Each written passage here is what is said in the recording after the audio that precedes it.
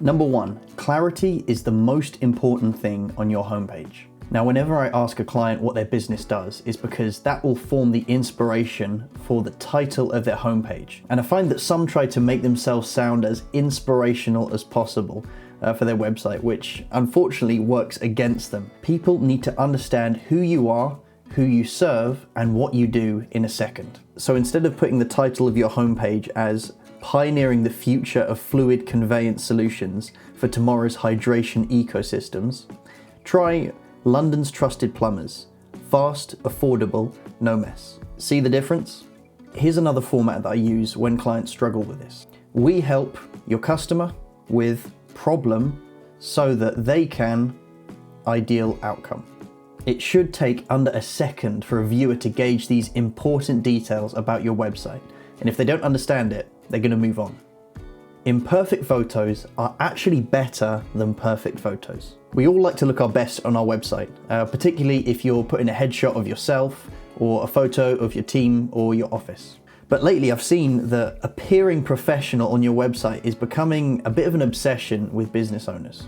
I've seen a lot of things like AI generated headshots, perfect crisp stock photos, but these don't really build trust with your viewer. Because when everyone is trying to look perfectly polished and perfectly professional, it becomes difficult for the user to understand what's real and what's fake. So lately I've just been getting my clients to take photos of themselves on their smartphone, or even use the ones they already have. And these are never going to be perfect. Maybe the photo was taken on a cloudy day, or you weren't looking your absolute best. But these imperfections show that it was taken by a real person, which in turn is going to build trust with your customer and show that you're a real business. Next, typography is king for a premium brand. If your brand serves the luxury end of the market, then the premium experience starts when a customer visits your website. Now, you have to get a lot of things right in your website, but one thing I see time and again that goes forgotten is typography. Take a look at this FAQ section for an example. All the font is exactly the same, and at the moment it just blends into one. Nobody's going to read that text because there's no hierarchy and it all just looks completely bland. But just taking the time to pick a premium looking font just gives it so much more personality, and it just lifts the whole section. And don't assume that premium just means you need to pick a serif font. Actually do some research in your industry and space and see what other people use. Maybe pair two fonts together and play around a bit with the spacing of each letter. Be intentional about the font that you choose and the message that it sends. If you've got good copywriting on your website, your viewers are going to be looking at the text more than anything else. So make sure it feels premium along with the rest of the site.